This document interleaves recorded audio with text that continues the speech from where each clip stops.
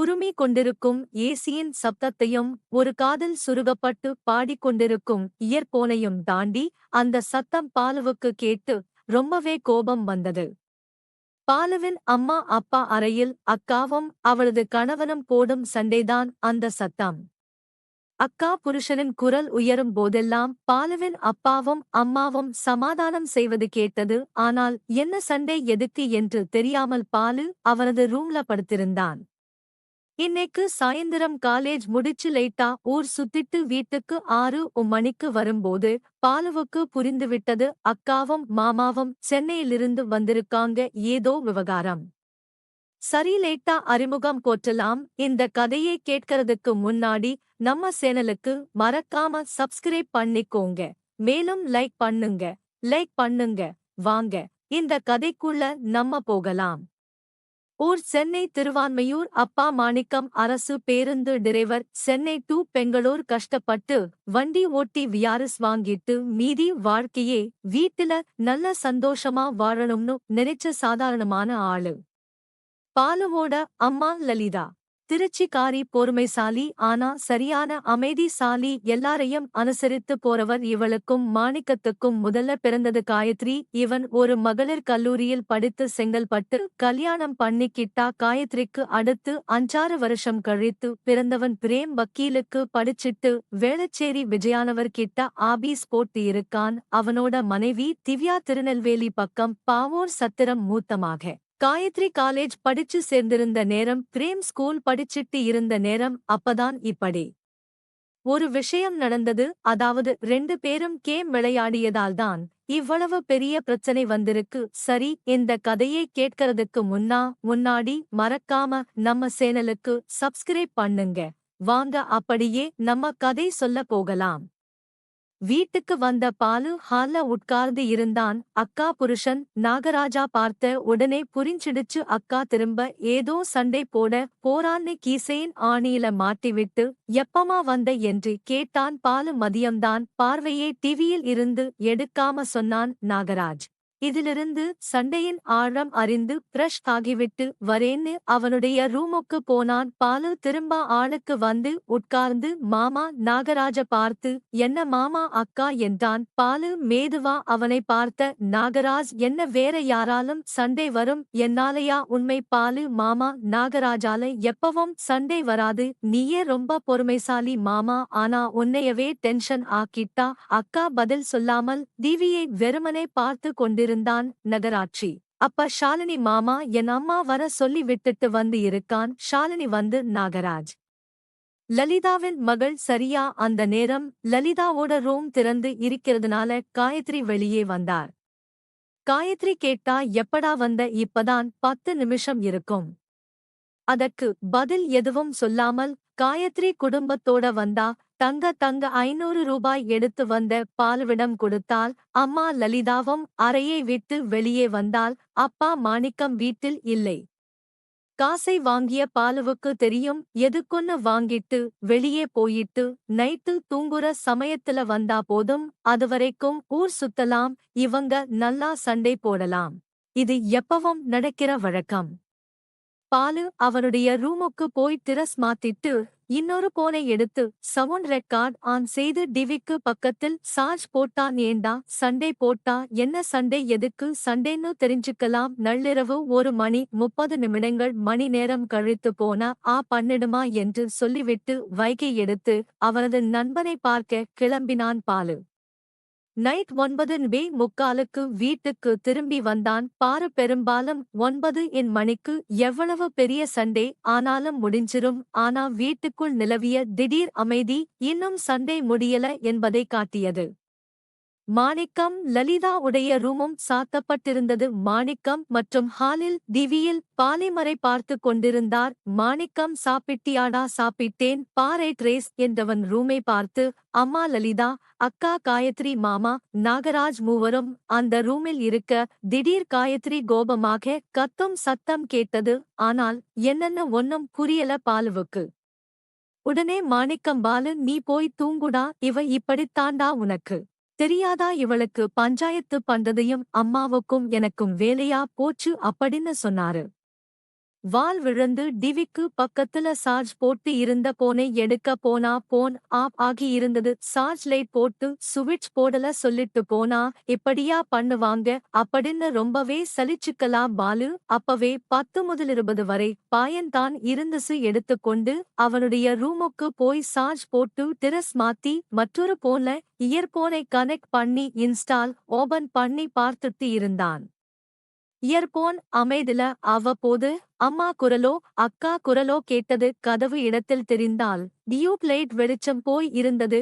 ஒருவேளை அப்பா பண்ணிட்டு அவங்க சண்டை போடுற ரூமுக்கு போயிட்டாரா என்னவோ இருக்கும் தெரியல. பாதி தூக்கத்தில் அக்கா காயத்ரி போடும் சண்டை மட்டும் காதுக்கு கேட்டது. கதவை திறக்கலாமா நினைச்ச பாலு இந்த மாதிரி சமயத்துல காயத்ரி டென்ஷன் ஆகி திட்டுவா ஒரு தடவை. இதே மாதிரி சண்டை காயத்ரி அறுவை. இவன் கதவை திறந்து எனக்கா அழுவுற அப்படின்னு கேட்டான். அதுக்கு காயத்ரி உன் வேலையை பார்த்துட்டு இருடா என்று திட்டினா. அதுக்கு பிறகு பாலு கதவை திறந்து என்னன்னு கேட்டதே இல்லை.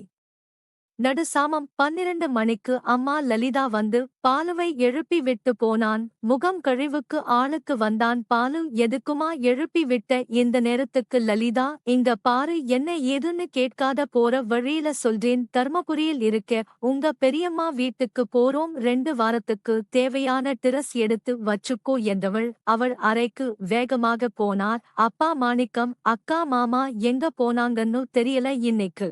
ஹரிணி கோவையில் மாமா வீட்டில் இருந்து எங்க சென்னை வரான் எதுவுமே புரியல பாலாவுக்கு. இதுக்கு மேலாம் மா கிட்ட கேள்வி கேட்டா வல்லுனனுக்கு விழுவாள். 2 பேக்ல டிரஸ் எடுத்து வச்சுக்கிட்டு பாலுவும் லலிதாவும் கிளம்புனாங்க. பேருந்தில் வாழவும் லலிதாவும் செல்ல என்ன பிரச்சனை என்று முழுசா சொல்லாம கட் பண்ணி சொன்னா லலிதா. உன் அக்காவுக்கும் மாமாவுக்கும் சரியான சண்டை, எதுக்கும் விட்டு கொடுத்து போக மாட்டேங்குறான். எல்லாத்துக்கும் மாமா மேல எரிஞ்சு விழுந்து தொல்லை பண்றான். மாமா எவ்வளவு பொறுத்து பேசுவார் அப்படின்னு சொன்னான். வாலு மாமா எதுவும் டைவர்ஸ் அது இதுன்னு சொல்றாராமா. இல்ல அவ்வளவு தூரம் போக விட்டுவனா?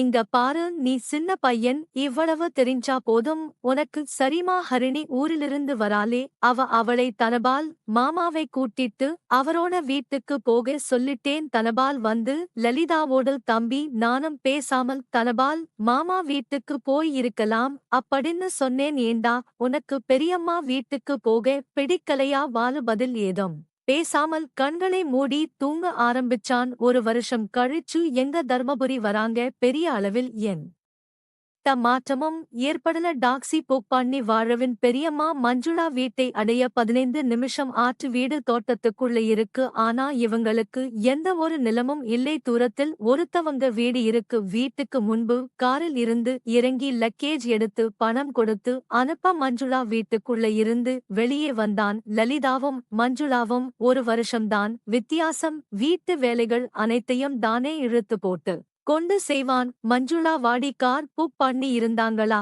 லலிதா ஆமா. பஸ் எப்போ வருதுன்னு தெரியும். என்னடா பாலு இன்னும் நோஞ்சான் மாதிரி இருக்க? அம்மா சாப்பாடு போடுறாங்களா?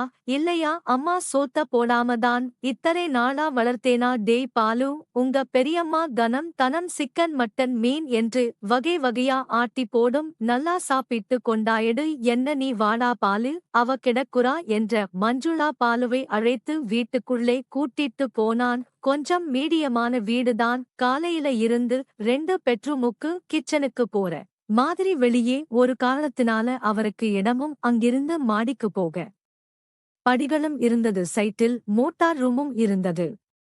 சோப்பால நல்லா சாஞ்சு உட்கார்ந்தான். பாலம் மஞ்சுளா சொம்புல தண்ணி கொண்டு வந்து கொடுத்தா. அதை வாங்கி அண்ணாந்து குடித்தாள் லலிதா. மன்சு மேல மாடியில் தேன் காய வைத்து இருந்தான். உள்ள பாசம் குடிச்ச மாதிரி தண்ணி ஒரு மாதிரி ஸ்மெல் அடித்தது. அதான் வாஷ் பண்ணிட்டு இருந்தேன் என்று சொன்னான். ஏங்கா இதயம் நீதான் செய்யணுமா என்றா? பின்ன யாரடி செய்வார்? என் சந்திரனுக்கு என்ன வெட்டி முறிக்கிற வேலையா? சனி ஞாயிறு செய்ய வேண்டியதுதானே உங்க மாமா மருந்து செலவுக்கு காசு சேர்த்தவே அவனுக்கு நேரம் இல்ல. அப்புறம் கல்யாணம் இன்னும் ஆகலன்னு வேற வருத்தப்பட்டு இருக்கான். இதுல வீட்டு வேலை செய்ய எங்க நேரம் இருக்கு? மாப்பிள்ள மஞ்சுவோட மகள் கல்பனா ஓட புருஷன் அவரு தங்கம் டீ சும்மா சொல்லக்கூடாது மாமனாரே தன் சொந்த அப்பா மாதிரி பார்த்திக்கிறால மாசம் 20,000 ரூபாய் கொடுக்கிறார்.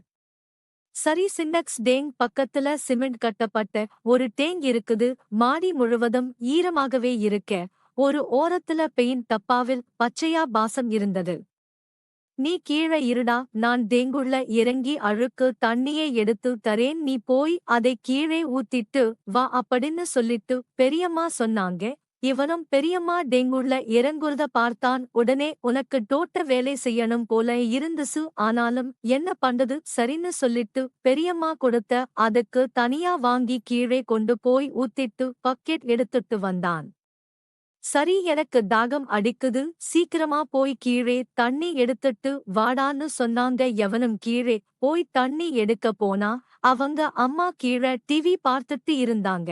சரி நம்ம தண்ணி எடுத்துட்டு போய் கொடுப்பேன்னு தெரியுமா கொடுத்தான். பெரியம்மாவும் தண்ணிய குடிச்சிட்டு இந்த வேலுக்கு செம தாகம்டா அப்படின்னு சொன்னாங்க. சரிடா குட்டி பையா இந்தா தண்ணி பாட்டில் இதை எடுத்துட்டு போய் சீக்கிரம் கீழே வச்சிட்டு அப்படியே உங்க அக்காக்கு போன் பண்ணி நீ மாமாக்கு ஒரு மாத்திரையை வாங்கிட்டு வர சொல்லு போய் போனை எடுத்துட்டு வாடா என்று சொன்னான். சரி நீ மீண்டும் கீழே இறங்கி போனா ஆனா இப்ப லலிதா ஹால இல்ல ஆனா கொஞ்சம் சத்தமா டிவி ஓடிக்கொண்டிருந்தது. டிவிக்கு பக்கத்துல செல்பில் மன்சு போனே எடுத்து அதை எடுத்துட்டு வரலாம்னு போன பாலு அப்டேட் நின்றான்.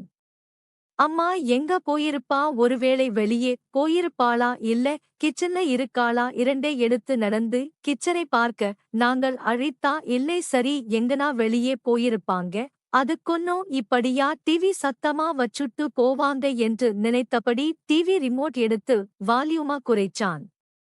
சட்டென்று ஆறுமுகம் ரூமில் இருந்து ஸ்கிரீன் வேலைக்கு வெளியே வந்தால் அடித்தார். மாமா தண்ணீர் கேட்டார் கொண்டு போய் கொடுத்துட்டு வாரா சொல்லியபடி தன் வாயை துடைத்து கொண்டு வந்து நின்னா. அக்காவுக்கு போன் பண்ணு பெரியம்மா போன் கேட்டுச்சு அதை எடுக்க வந்தேன் என்று சொல்லிட்டு ரிமோட் டேபிள் மீது வச்சுட்டு விட்டு வெளியே போனோம். ஏன் அம்மா மாமா ரூம்ல போயிட்டு வந்துட்டு வாயை துடைச்சிட்டு வராங்க என நடந்திருக்கும். அம்பே ரொம்ப யோசனையிலேயே இருந்தான். சரி என்று போனை எடுத்துட்டு போய் பெரியம்மா கிட்ட கொடுத்தான். தெரியுமா போன் பண்ணி மாத்திரை வாங்கிட்டு வர சொன்னாங்க.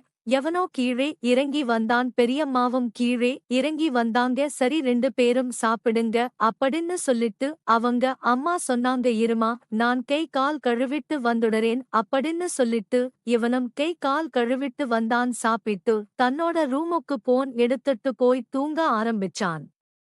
ஆனா அம்மா எதற்கு பெரியப்பா இருக்கு ரூமுக்கு போனாங்க அது மட்டும் இவனுக்கு தெரியவே இல்லை. ஒருவேளை தோட்ட வேலை ஏதாவது செஞ்சு இருப்பாங்களா அப்படின்னும் இவனுக்கு ரொம்ப யோசனையாகவே இருந்துச்சு. சரி மீதம் இருக்கும் பாகத்தை அடுத்த பாகத்தில் பார்ப்போம்.